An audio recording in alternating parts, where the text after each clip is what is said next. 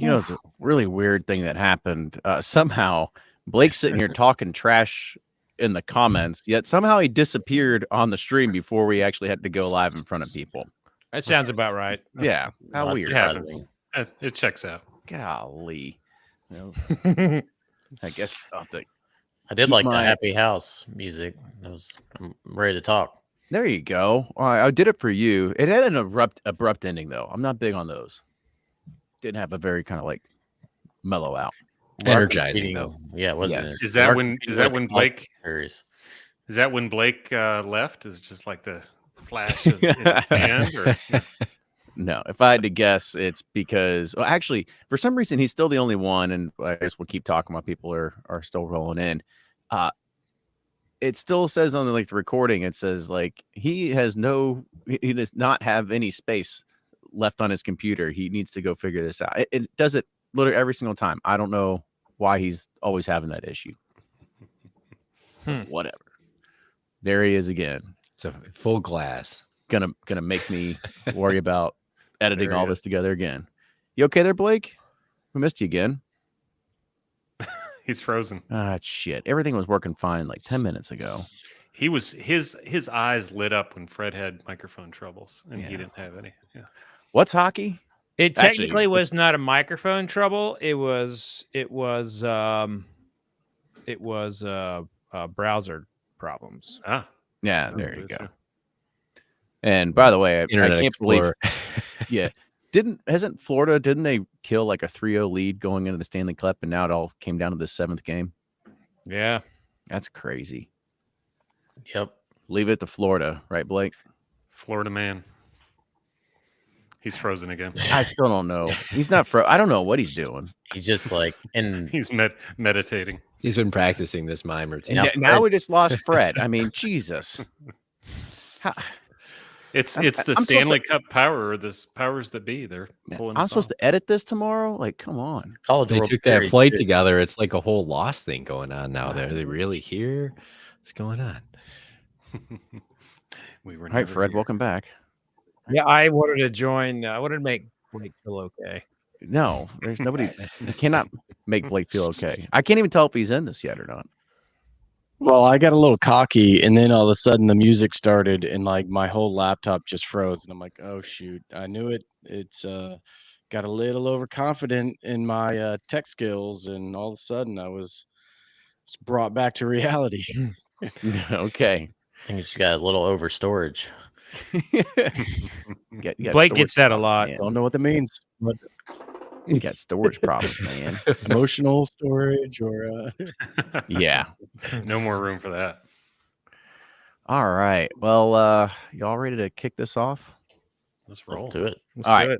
We're gonna do so real quick. We're all gonna clap on 3 because now that we've had people drop in and out, as soon as everybody can clap, then I'll be a sync, so I know exactly like when everybody's at once. Okay. So ready? Clap on 3. Ready? 1, 2, 3. Oh my God. Is it 3 and then clap, or on 3? I don't even think I saw Nick clap. I clapped. I was the first one. I hit first. I didn't have the visual though. This is not a coffee house. Like, we're not snapping over here, right? Like in the microphone. Like, I gotta see a spike in here. Okay, so ready? Do we wait until the full word 3 is out? I'll just clap really loud. 1, 2, 3. I'm giving you clap. shit. All right. No, Wait, like, we're not clapping. Practice round. All right. All right. 1, 2, 3. That was pretty good. Okay. Takes all right. There we go. I All never right. wanna Now that we rewatch have that in my life, that was Now- embarrassing. if anybody drops off, I'm so mad. Have we really done this 95 times? We're still like practicing for the 95th time. That's kind of what it comes down to. All right. So what were we talking about tonight? I lost my Bourbon tourism, summer. Yes.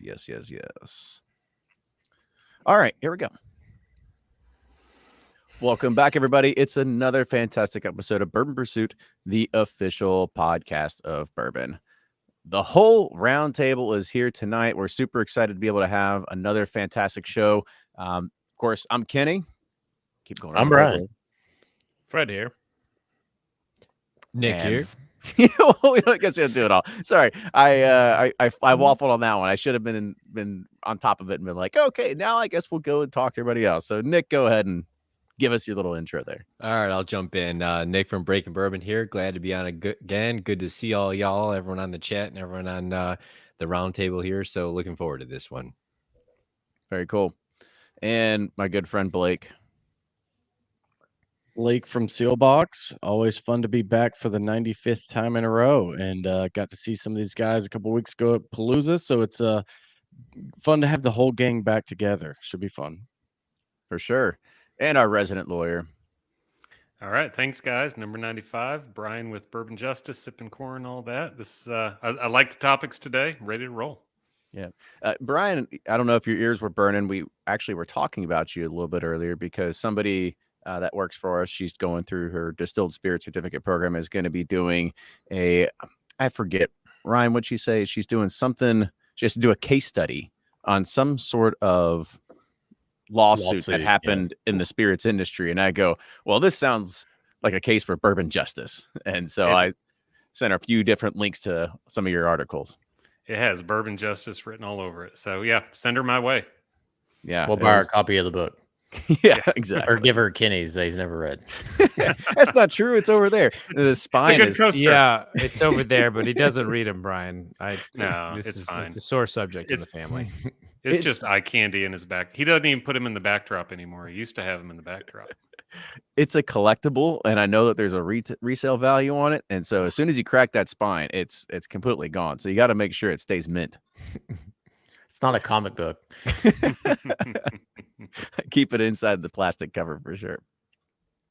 All right, so today's episode is going to be a little bit more uplifting than some of the ones we usually talk about. We usually get pretty deep talking about different things, and I guess we'll get a little deep on some of these topics. But we're going to be talking about tourism, and that's because recently the Kentucky Distillers Association has announced that they have gone through a complete rebranding of the Bourbon Trail. So they're going to see a lot of new assets coming out from them. You're going to be seeing more people that will be joining the Bourbon Trail. And it kind of just goes back and looking, and I think we'll kind of take a retrospective look at this of what we've seen change in tourism in the past about year, maybe 2 years. So I'll go ahead and kind of kick this off and kind of let you all follow suit too. So over the past 2 years, you have seen people that have been trying to come to Kentucky, and there was a big push for people saying, book in advance, don't wait till you get here, book in advance. And I think that's finally struck home. And I believe you see a lot more of that happening. I don't know of anybody that's coming to Kentucky that hasn't booked anything. You talk about, I mean, at least at our own distillery, we have people that are booking all the way out to September and even further than that. And people are trying to make sure they're planning all this around. It's very rare that anybody even comes into our facility anymore wondering, oh, can I get a tasting or a tour? And it doesn't happen. I mean, we've probably had maybe, I can count them on one hand since the year we've been in business that typically happens. So we've seen a lot of good traction in regards of being able to get the word out about tourism. From your all's perspective, have you all seen, we all have kind of seen tourism kind of be a big player in this, I guess you can say in Kentucky for sure. But have you all seen people just being able to show up without tours thinking that, oh, we can go ahead and join now because some of it's died down? Or you kind of seeing that still sort of stand strong? I don't know what you're talking about. I probably have 5 to 10 people a week to text me, oh, I just came to Kentucky, can you get me in somewhere? And I'm like, no. Like, I can't. You have more friends than me. I think that's what it comes down to. 100%. But no, I'm kidding. But yeah, I mean, it's been really exciting for the state. And, you know, COVID, I think, really just I don't think it's just Kentucky. I think it just, like, even across the country, that so many people discovered things that were within a 5 to 6 hour driving radius of wherever they lived. I mean, you see like places like 30A, for example, on the Gulf Coast. I mean, it just absolutely exploded because people in Atlanta or Birmingham or whatever, just, you know, it was closed, but they never went there. And then all of a sudden during COVID, you were kind of forced, you know, you didn't want to get on a plane, or and you're kind of forced to discover all these little areas that were within a driving range. And I think Kentucky's been one of the benefactors of that with the Bourbon Trail, because it's within a 5 to 6 hour driving radius of, Chicago, St. Louis, Nashville, all the Ohio cities. I mean, you name it. I mean, there's so many major cities that are close to here, and it got discovered, pandemic and post pandemic, when people were still kind of leery of traveling. And during the pandemic, a lot of people discovered bourbon, and so pandemic ends, a lot of people wanted to come see the Mecca, and all the distilleries have really, put a ton of money into the tourism aspect. There's been a ton of investment in, just transportation companies. You think 4, 5, 6 years ago, Mint Julep Tours was probably the only one, or Pegasus. There might have been two that really focused on it. And so you just see, there's probably 50 of them now. And then you have so many more Airbnbs, you have so many more hotels, you have restaurants, and you have the distilleries just being so much more hospitable. And I don't see a slowdown in it. And with the city of Louisville and Lexington, they're growing, and with just conventions and sporting events and this and that, Keeneland, Churchill, you name it, people are coming here and they want bourbon, and that they're seeing it. It just keeps, getting this bug, and people talk about it. And so it's been a really exciting time for the state. And I still do have people to just contact me, just like, I'm coming in and I need to get in somewhere. And I'm like, well, good luck, Yeah. And where's those days, even just 2018, 2019, you could make one phone call or a text and get somebody in right away. Now you definitely have to be 3 or 4 weeks in advance. There are a few places I feel like you can drop in anytime. They're always accommodating, like Peerless. Like when I get people that reach out to me and they're just in town for a couple of days and they're trying to find a place, I usually just send them to Peerless because they tend to have availability for them. But we know what's funny about this. This kind of starts off talking about the Kentucky Bourbon Trail, but I remember when the Kentucky Bourbon Trail, or the KDA, kind of came out with this like recommendation that their distilleries charge for tours. That was a really controversial thing at the time. And there were a lot of people saying that charging for tours would actually hurt tourism. And, I believe there are a couple of distilleries that still don't charge for tours, but we can say for certain that it did not hurt it. In fact, I think, to Candy's point, I think because you're paying for the experience, people do go, take it a little bit more seriously, and they plan for it a little bit more. But like Ryan, I also have a bunch of degenerate friends who do absolutely no planning. And I do get those calls. And they, by the way, they just don't want to go to, some random distiller. They want to go to Buffalo Trace or something like that. But, I think the tourism business has been probably, when we've seen, like, if it wasn't for the tourism business in this time of of a bad economy, I think sales in general would be horrible. Like, they've been flat to okay for most companies, but I think if there wasn't like tourism, that it would be like, there'd be some companies down, 6-10%. But that's not as bad as, like, say some industries like the music festival business, which sales are down at a lot of concerts. But my point to that is that tourism, they've invested so heavily in it, and they've all done a pretty decent job. But I've seen some comments in there saying, like, all distillers are kind of the same. One distillery tour is the same. Look, take it as someone who's been on. I've probably been on close to 1,000 distillery tours, but I also do corporate tours. So like large companies will book me and get a van or a bus, and I'll take them around. And to see a person's eyes light up as they walk into a warehouse for the first time, there's millions of people who haven't experienced that. And as soon as someone experiences that, they are hooked in bourbon. They're hooked in bourbon for life, whether they drink it every day or whether they just hold on to that memory. So I think the tourism thing has been the strongest ally, without a doubt, for bourbon, more so than the cocktail culture. And it's amazing to even think that Mint Julep recently sold. You've got so much movement. Everyone's trying to find, if they haven't found a way to get in one of these cottage industries by now. It's probably too late, but they're still trying. It's an amazing thing that's happened to the tourism side. Yeah, I think this is actually one we would all agree. Like, I know we've had several episodes about, oh, is bourbon slowing down? Is it declining? Is it still on the rise? I think this one we'd all say, like, no, it's still booming. I had a friend text me and was like, hey, any chance to get me in Buffalo Trace? Like, yeah, probably. I think you should do it online because you're a few months out. And he's like, no, they open it up like quarterly or every 4 months or something, and all the tours sold out like it was, a line for Bland's or something, which is crazy to see. I mean, it's really cool because I think it's good for all the distilleries, and like Fred said, when you go through and a lot of these places, their eyes light up like something just clicks. And so I think that is just a part that I hope doesn't change anytime soon.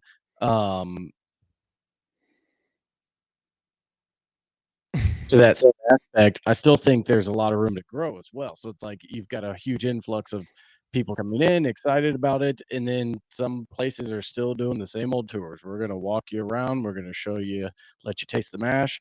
So I think there's plenty of ways that these brands can kind of innovate on some of these different things, because not everybody wants to see the same thing over and over. They may want to see, like the hard hat tour, the tasting tour, whatever it may be. So I think that's a big part of building the brand, and I'll kind of echo Fred's suggestion for Peerless as well. Yeah, I'll jump in, Nick, unless you're ready. It's what I would keep remembering, on the early days, 10 years ago or whatever. The distillers are talking about recreating what wine country has and all these tours that they have, and the following that they have. And I think most people here, except Eric Gregory and the KDA, kind of scoffed at that, because you don't have a whole lot of distilleries that are right down the road from each other on some idyllic little California highway type thing. You've got a few that are clustered together, but other than that, you're driving around. And I'll be damned, they did it. And it's really been remarkable to see, and how they've tied in the food culture, with a lot of them having restaurants open up, and of course they've all built their Disneyland gift shops and all those sorts of things. But they're just really connecting, and they're getting people in. And you read these stats from the KDA survey that they did, and the retention is what really struck me. It's in the high 90s. People who say they're going to come back and they're going to refer friends to the Bourbon Trail. So yeah, I'm echoing a lot there, but also the foresight of the KDA to kind of lean into this, I think, has shown they called it right on this one. Yeah, I think you hit all the high points, and that's what I was going to mention too, Brian. I live in Syracuse, New York, so we're right by the Finger Lakes. So we've got, wine country right here. It's very expansive. You're not going to, do the whole thing in a day. In fact, you got to pick an area, and you're usually going up and down a lake, maybe jumping in between two lakes and hitting some wineries in between those two. So it's really pretty well spread out, but people come here for it, and it's an experience, and it's not just the wine, it's the food, it's everything that goes along with that. And very smart to really bring that into the Louisville area and the Kentucky area, and just create that same experience, because you don't have that anywhere else.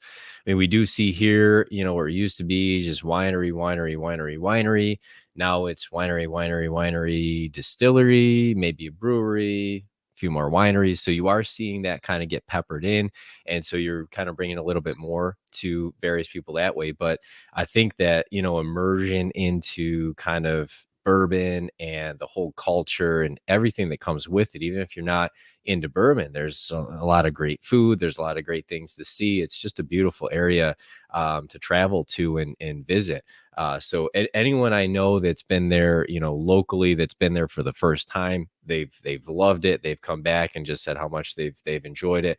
It comes up in conversation, even if they may not go again. They view it as kind of like a bucket list item that they wanted to do. But I think it draws them into that interest that you just don't get that from picking up a bottle on a shelf. And it's just something magical about being there and being in a rick house and putting your finger in the mash and all that.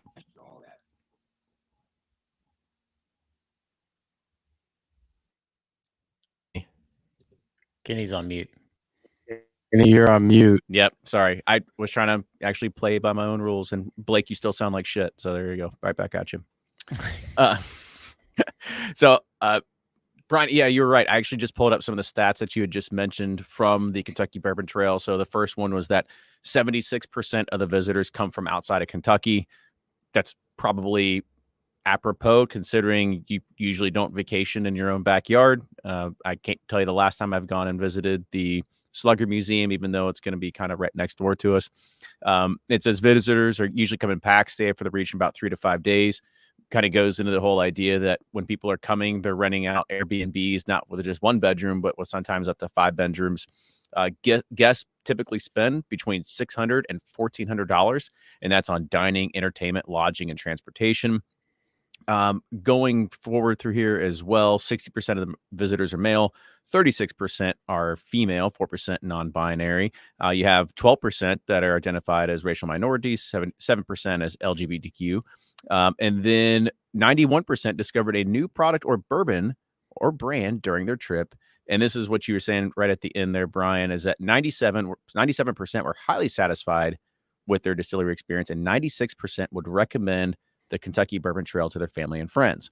So I want to break down this last one. So what do you think it is that people are yearning to actually come back for? Is it just because they hit a few of them and said, like, we didn't plan enough time and we got to come back and do it again? Is it because you realize that you're drinking and, you know, you can only go so far and so much in a single day?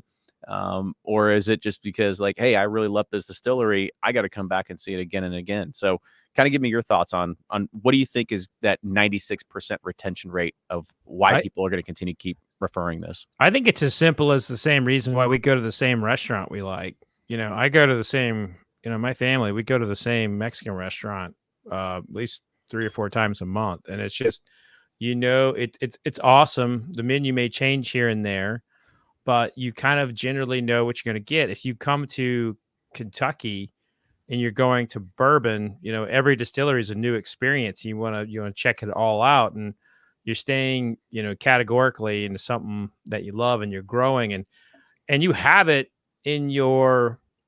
talking to you every single day when you walk home in your bar, or if you walk into wherever you keep your bourbon, you're looking at it all the time. And whether you're with your spouse or your friends, you're like, man, we got to get back there. And we had such a good time. So I think one of the big things about the retention is there's constant, first of all, you know, you're going to have a good time. So there's that sense of reliability. You know what you're going to get.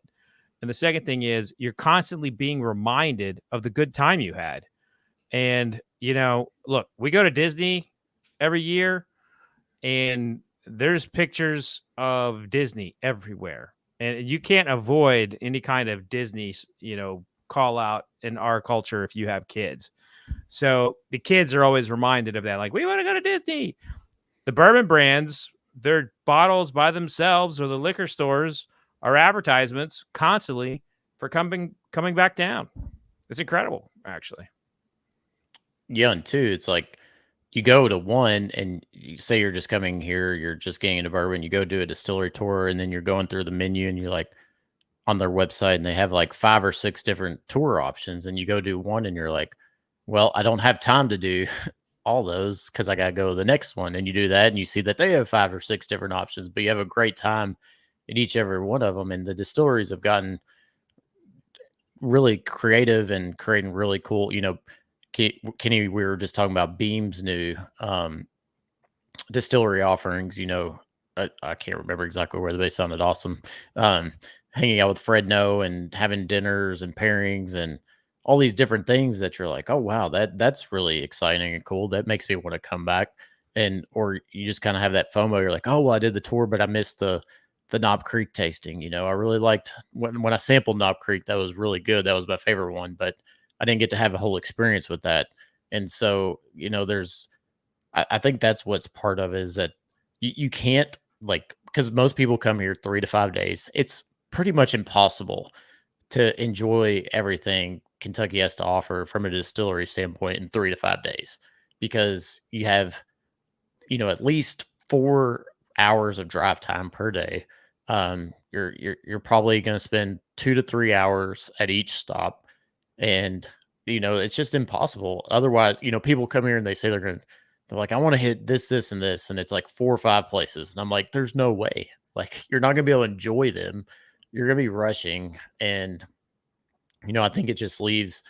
You come here 3 to 5 days, you maybe see 3 to 5, 6 distilleries, but there's so much more to offer and all the different experiences. And I think that's what people want to come back. And too, are, especially Louisville and Lexington, they have such a great restaurant scene. You come here, you have good meals. People are, Kentucky's the most northern, southern town. People are very nice, very friendly wherever you go. And, you come from a northern town where it might not be quite like that. I'm not saying Northerners aren't nice, but it's that's stereotype if I ever heard one. Ryan, you better settle where down keep there, going. Jersey Shore. Come on, Well, Ride with that I'm a little just bit, saying, Ryan. Yeah, I was about to say. Talk to me you about were- Syracuse.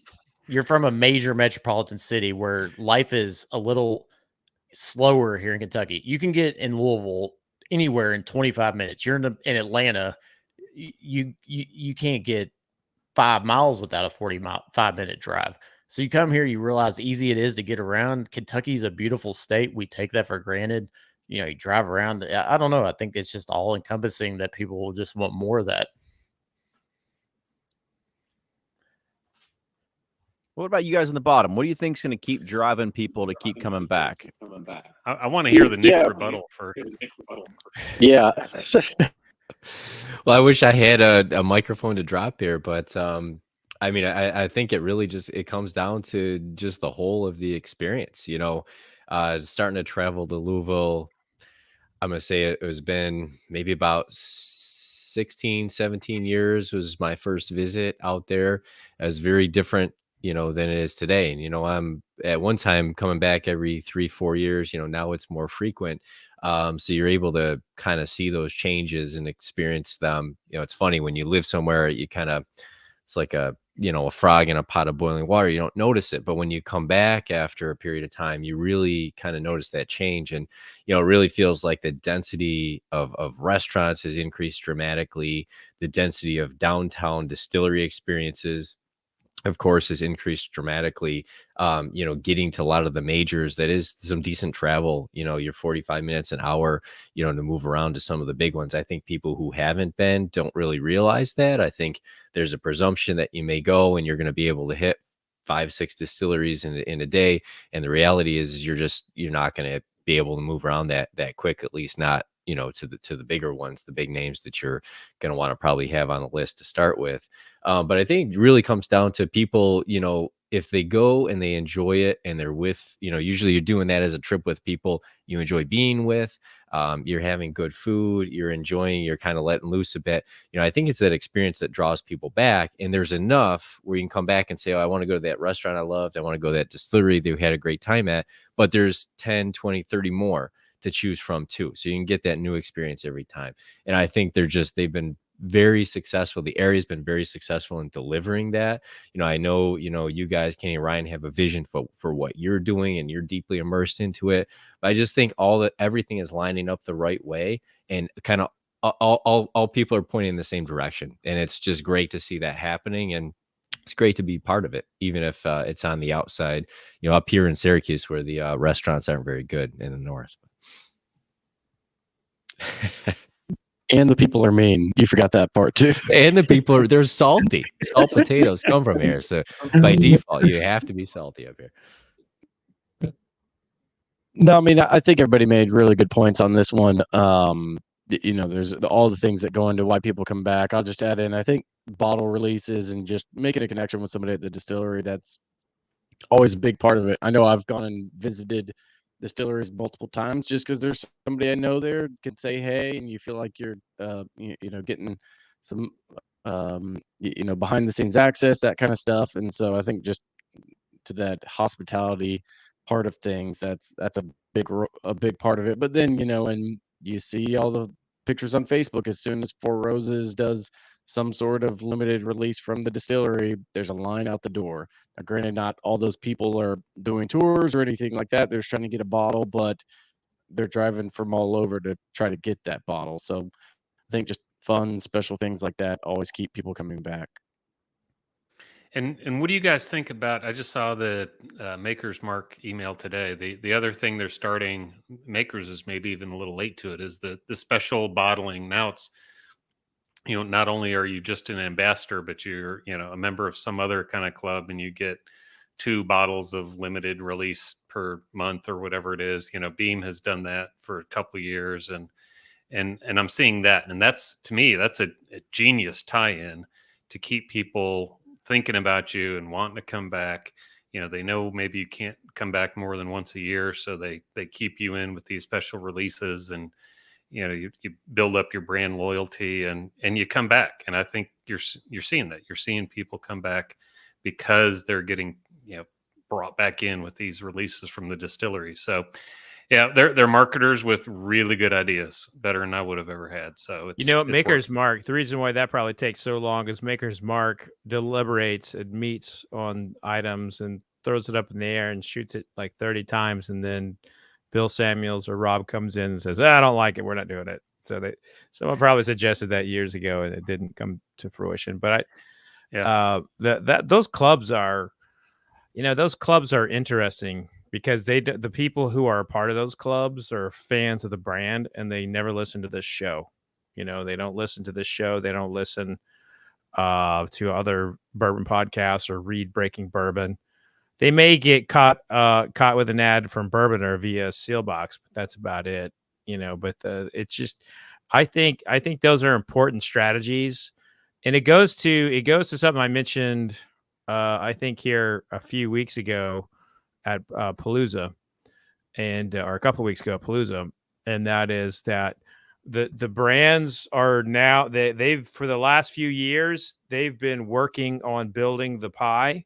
Now they're starting to be territorial and fight over various pieces of the pie, and so you see a competitive nature from these brands when it comes to the retail stores and the things that they can offer to get their visitors back. It's very fascinating about that. But I don't think, I don't think that all the brands are equipped to manage a consistently different release month to month. I totally agree. Go ahead, Ryan. No, I was going to say, you all brought up the releases. It fascinates me, and nobody does it better than Michter's, Old Forester, and Heaven Hill, because I can't tell you how many times, every week people come to Pursuit Spirits, but they've gone to those 3 places and like, I can't believe I came to Michter's or Old Forester and they released Michter's 10 or a President's Choice or, a 117. And I'm like, they do that every week, but it makes people feel like when they're there that they got released for them, and they were lucky that they were there, and they get that score, something that they can't capture, at home in the retail setting, and they get it at the distillery, and that makes it even more special for these folks. And it's brilliant on all fronts, but it just cracks me up every week. We get that same story that happens to them, and they feel lucky about it. It's really cool to see. The Old Forester thing in particular, every week it's like it's one of their special releases, and it's literally every week. So people traveling in, go to Old Forester. You're bound to get something. Or Michter's on a Thursday or Friday. You're probably guaranteed to have a Michter's 10 release. Yeah, but that's what keeps people coming back. No, 100%. Yeah, we do the same thing here. We have some special one-offs that we have here at the distillery that people can get that you can't get anywhere else, and truly, that's what you need to keep people coming in the door too. There was a really good message up here from Derek Hawkins, and he had mentioned that I'm most interested in actually going for a tasting, and not really more than I don't want to go and do a whole distillery tour anymore. I kind of want to get your all's thoughts. And is that because, to Fred's earlier point, once you've seen a distillery tour, you've seen the mash tanks, you've seen the distillation process, maybe you've seen 2 or 3 of them, you're going, okay, we get this. So let's just get to the whiskey. Now you've seen a lot of people pivot, and they're offering different types of experiences where you can thief the barrel, you can hang out the master distiller, you can take a blending class, versus just going through and seeing the distillation process. Are we going to see this become something that you're going to have that distillation tour be kind of like your bottom of the rung, like this is your $20 tour, and then everything else on top of that is going to be what people are going to be going after? Because I think that's one of the things that we're starting to see what we modeled after, is because we don't have a distillery that we can show you the distillation process, but we can go ahead and start talking about the whiskey and get really into it and deep and really fast. And I really kind of appreciate that because it takes a different angle from it. But I also appreciate what Derek also said of, maybe I just want to go and do a tasting. That's what a lot of people, they don't actually do a tour at Michter's. They go straight to Michter's bar and they'll order a flight up there. And I love that option as well, because you don't need to do that, and you can experience the whiskey and the atmosphere without having to go through the entire tour. Yeah, I think it comes down a lot to saturation, what's available and how much of that is available. And so far it's been largely the distillery tours have been available. And as you're seeing, there's a lot more to it than that. There's demand for it. I could see a time when tastings are the most prominent thing, and everything else is kind of special, including the distillery tour side of it. But certainly taking the level that y'all are taking with, how much time and energy put into blending and things of that nature, it's not something that everyone is going to be applying their resources to do, versus just having someone, walk people around for a tour or something like that. So I think it kind of comes down to what does the distiller or producer have at their disposal? What are they wanting to focus on? Then where do they want to put those resources, and what's the market saying? And it's great to see that expansion of the different experiences. And I think we'll kind of see the market, I think, draw more to the tasting side than anything, maybe directly to it. Yeah, I feel like I've had tours in the past where I thought they were training me to like run the operation afterwards. I'm like, man, like this is way too in depth, and it is fun. It's cool to hear. But once you've done a few of them, it's like, let's get down to the fun part. Like at the end of the day, we want to drink, we want to try this stuff, and I think that can be done in a way where you could still be learning. Like there's nothing wrong with that, because that's the whole point of these tours, is you want people to learn, get excited about what you're producing and how it's different. But once you've seen a mash tun, you've seen them all, and it's just the size and scale of them that changes. So yeah, I think having like a 10-minute tour, if in a 40-minute tasting, is always much better to me than the reverse. But it's, people like to show off what they have. They built these incredible distilleries, they like walking people around them. It's a showcase thing, so I get it, it's fun. But working in a little more tasting is always preferred. I gotta say too, like I feel bad sometimes when someone has a new distillery and they want to do a tour and they're so excited. You brought this up, like I feel bad, and I try to be enthusiastic, and I just don't have it, because I've done so many of them. But that's why a lot of times I will take my friends. Like I'll take someone that I know who will enjoy it, and that actually kind of brings me around. We take for granted how much access we have, and we really do. We have so much access. Everyone on this call or on this stream could call any distillery in the world for the most part and get a view of the facilities. We just can, and it's just part of what we do. And I've tried to find the differences in the couplings and the hoses over the years, and where the grates are. I mean, I have really done everything I can to find interests in the very similar tours, and I'll try to find very different things. And you hear it from everyone who's been a fan of bourbon for a long time. And for those who are just getting in it, I assure you, we are not being crotchety. This is just you can only look at the same tanks for so long, and the same hoses and the same grates. It's all for the most part the same, built by the same people, mind you. So that part, if you go and you look to see where they put them and how you can have some fun with that, but yeah, there's not a lot of differences in the guts of a distillery these days.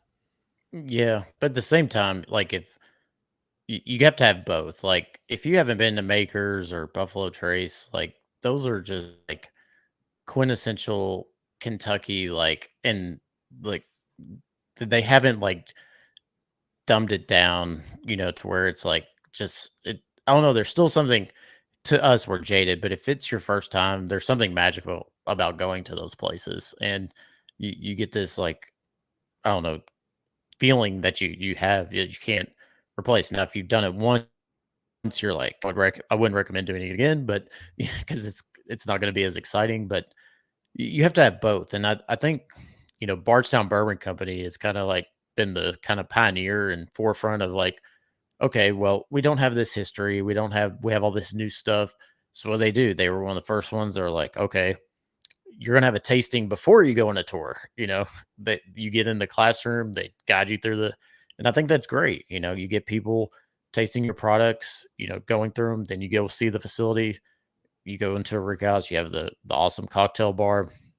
But a place like Makers at Buffalo Trace, like there's so much history, and it's just like so beautiful there that you can't replicate that anywhere. But once you go there and you go to others, it's like, oh, it's kind of the same process, especially unfortunately with the newer facilities, you're just like, it just doesn't have that magic. But you have to have both. But I do like when we I've been to Napa 3 times now, and by far when we go, it's to small mom and pop wineries, and it's all about tastings. And we don't care how you make it. We want to care about like why you chose the grapes or why you blended them together or this or that. We don't care about the actual smashing of the grapes or what technology you use to get. It's like all about, I'm interested in the winemaker and his thought process of why he picks the different varieties and different fields that he picks wines from and whatnot. It's not about the manufacturing process. But I'm jaded because I'm level maybe 200, not 100, but a lot of folks are level 100 and they don't have a clue. And so you got to have both. I was about to say, we're going to see how black belt Ryan is if he kept on going with that thought there.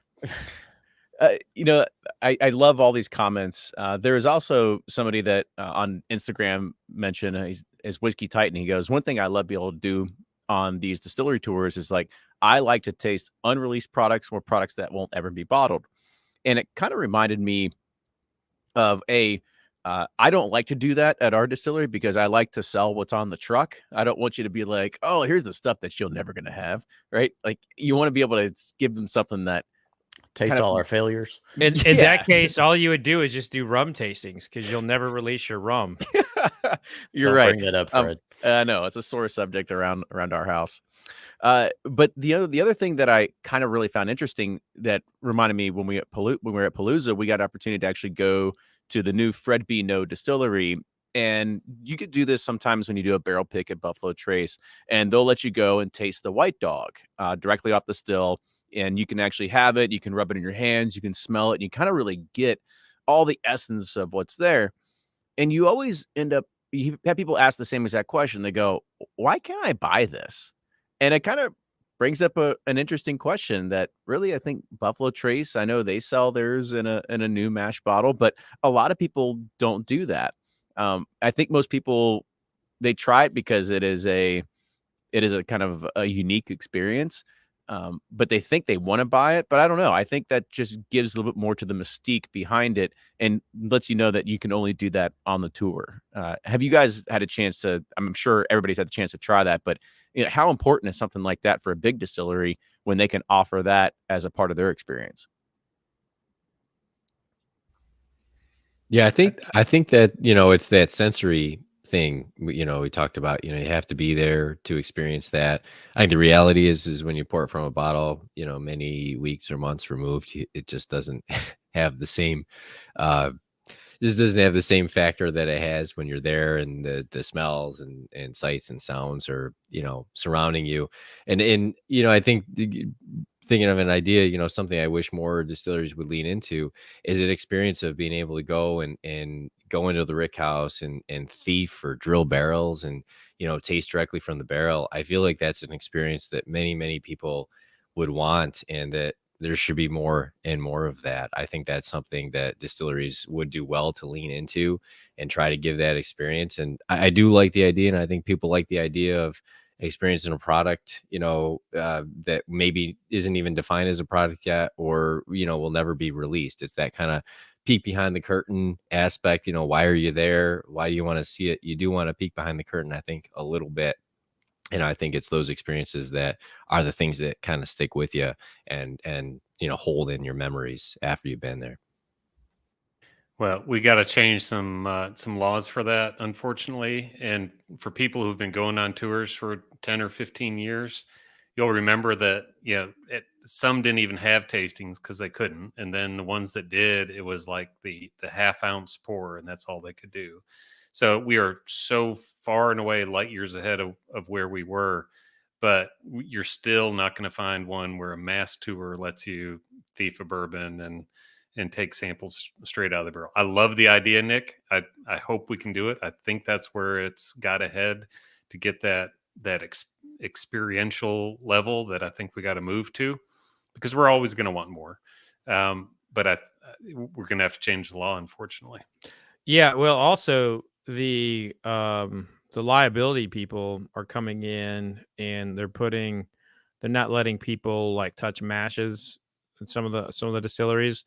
One of them, I can't remember who, said a woman stuck her head over the mash and passed out because she got a whiff of. Well, there's a lot of ethanol and alcohol vapors that come off there. They tell you not to take a the huge. CO2. If they're closed top and you open up that door, it's like it's like smelling salts.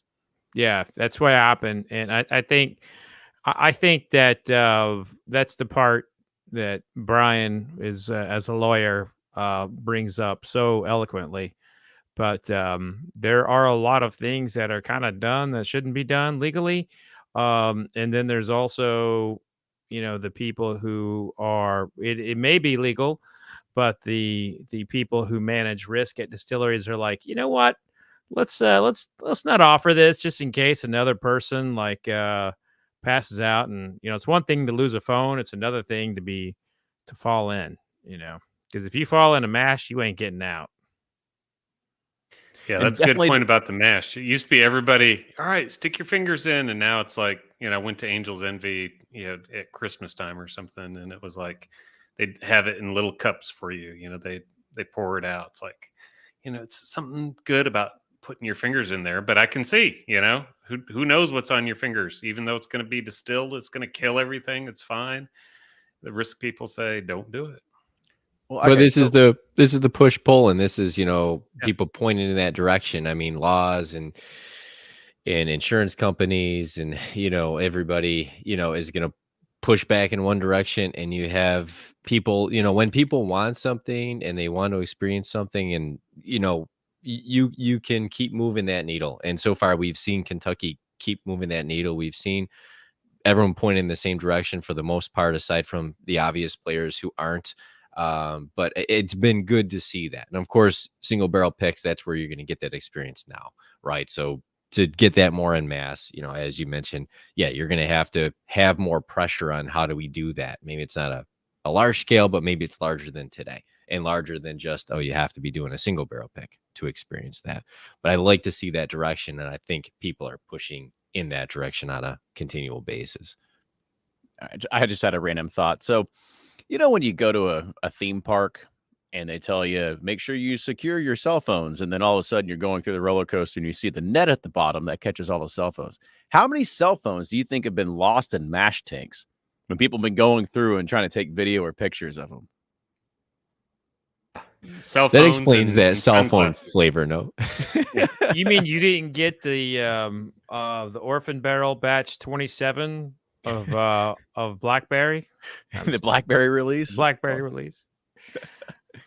Like I said, I've never seen it happen, but it has to have happened. I hope a tour guide can chime in one day and be like, yes, I've I've witnessed a cell phone be lost into a mash tank, and because those are 10,000, 20,000 gallons ish. Like, there it is. This is the bottom. You're not going to get it until this is all said and done with. Well, Talk Ben about clogging Holiday, up a pump.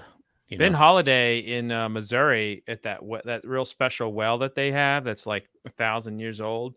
They had a net around there, and I asked them if anyone's ever dropped them. They're like, oh yeah, that's why it's there. People drop their cell phones all the time. Seen a dead bird in a mesh. It's I've seen the a tour rat. guide saying, stick your finger in it. Like, I don't think I'm not that one. It's all right. You just get one of those pool little sifters, and you kind of just pull it out of there. It'll distill out. It's fine. That's the way I look at it. All right. There is one thing I wanted to bring up, because there was another great comment that was in the chat. Now that we have seen also a proliferation of other things happening inside the Bourbon Trail, I kind of want to talk to you all. We, as Fred said, maybe we're jaded. We get to do a lot of different things. And a lot of people listen to this, and they come and they take a lot of recommendations that we had suggest as well. What kind of hidden gems, obviously behind Pursuit Spirits and doing the whole shebang? I mean, that's obviously number one. But beyond that, what are the sort of hidden gems that people should do when they come and visit the Bourbon Trail that is outside of your typical distillery tastings and tours, or maybe there's a special tour that you don't know about? You have to get go lunch eat at it. Willet. I'm going food too, Ryan. I'm with you on that. I'm saying you got to go to Holly Hill Inn. You got to go to someplace where Chef Wita makes you something, and those are the hidden gems. You will be thinking about Chef Wita forever, and you'll come back for her. Ron, you want to follow up on food there? Yeah, I mean, lunch at Willet, to me, it's one of the best restaurants in the state. And I mean, they have some staples there, but they're always changing it. Their cocktails are amazing. Willet's, they're a big producer, but they're a lot smaller than most on the Bourbon Trail. And so it's this perfect balance of, a big producer with a small craft-like feel with incredible food. It's one of the best views on the Bourbon Trail. You sit up atop of that hill, you're overlooking Heaven Hill. It's one of the windiest places in Kentucky.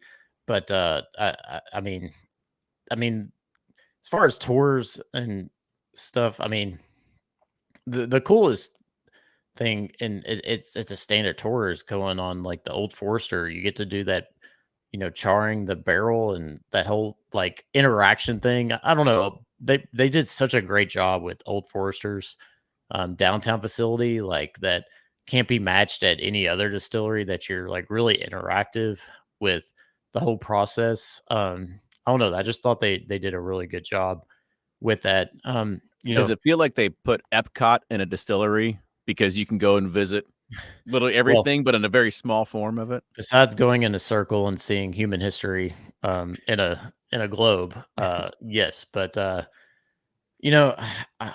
don't know. That was what was so fun about Palooza. I hadn't toured a distillery in years because we've done them so much, and then we got to go to Four Roses, Jim Beam, and Copper and Kings, and Preservation, and it kind of reinvigorated me. Like, I need to go back, because all these places have done so much work and done so much new and exciting things that I don't know. I need to go back and revisit them all, because it was the Jim Beam facility was, especially the Freddie No Craft Distillery, was they need to make that a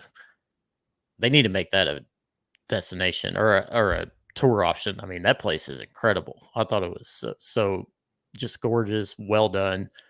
The bar there was amazing. The grounds at Beam was awesome. The kitchen table has one of the best views of Bernheim Forest. Yeah, I don't know. Those are some of my suggestions. I was going to say, let some other people food too, and this is going to may sound a little weird for those who don't go inside and eat at gas stations, but Kentucky gas stations have, in my opinion, the best food in the country for gas stations. 150 quick stop. I mean, even like the random Thorntons will have like a really good sausage biscuit. Like, if you find yourself you're on the go, and you're looking at some kind of like fast food option, Don't go fast food. Find a local gas station, even if it's a chain. You'll find something special in there. The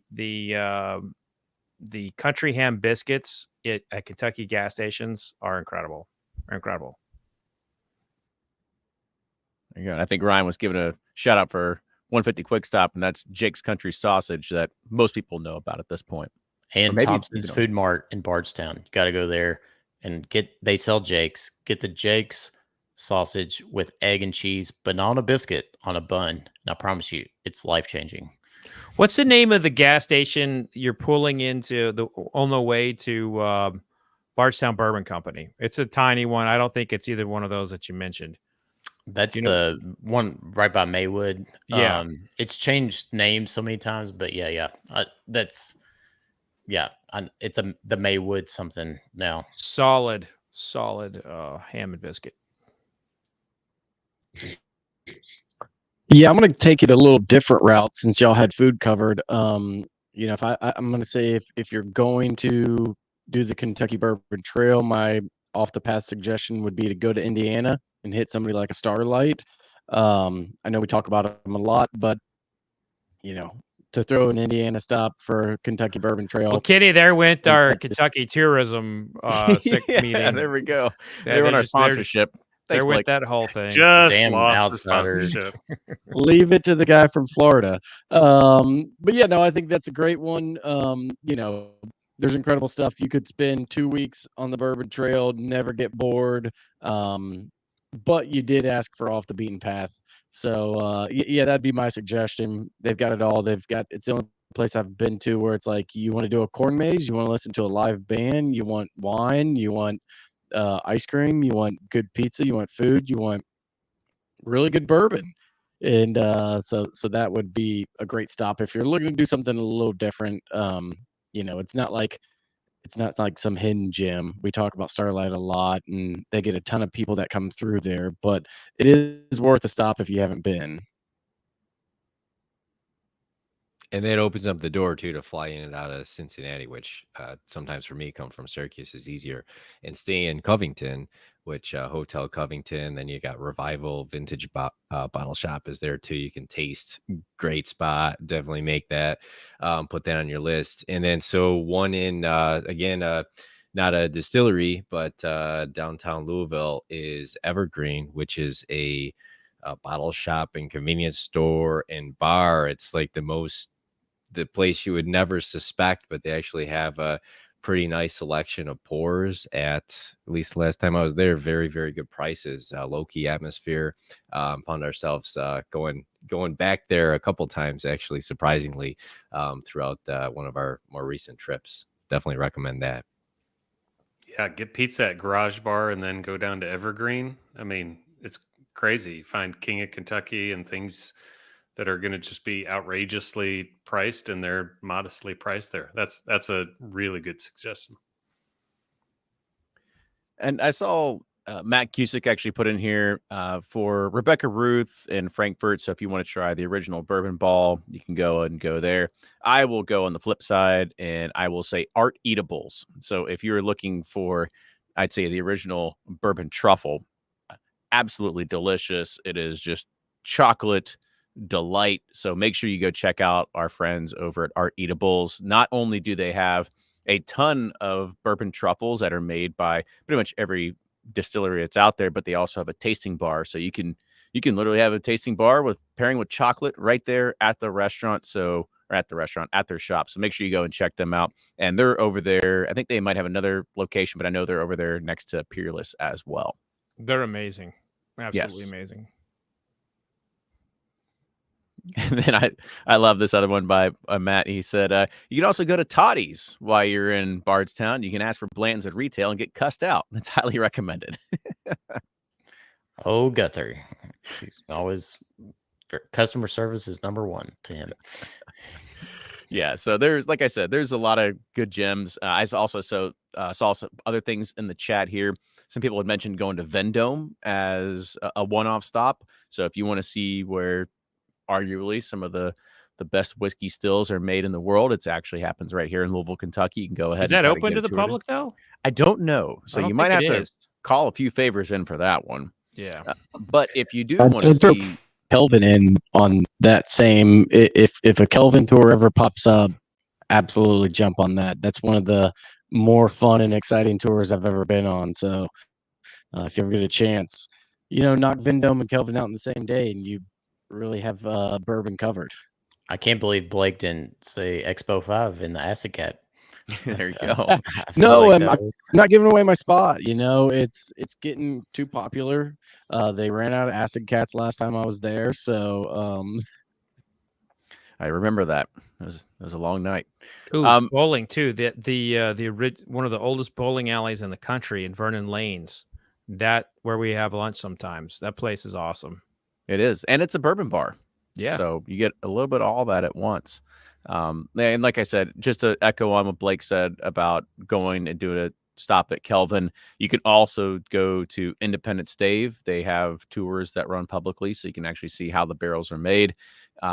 As mentioned, Woodford is kind of an Old Forest is an all-encompassing thing. You can kind of get it there at once, but you can kind of see the huge production line that does happen either at Kelvin or at Independent Stave. It's always exciting to be able to see. So add that to your list. If you think you've seen everything that happens inside of whiskey, go and see the cooperages, and then you will have a brand new respect of how hard people work to actually make the barrels.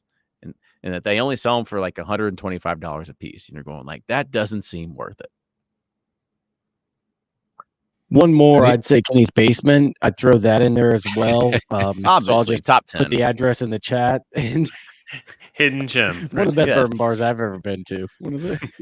Where the Just hidden gonna- key is in the backyard too. Make sure people know. Yeah, we'll make that a Yelp list, and we'll just put it on there so people can find it. But we didn't actually make it to our second topic of the night. We were going to talk about cocktails. We've gone a little bit over time, but I really love this one because we really dove into what we've seen in tourism and how it's changed over the past couple of years, going from it's so hard to get into places now that we're talking about hidden gems that if you are coming here, you've got to be able to go and look around and find different things that are outside of the beaten path.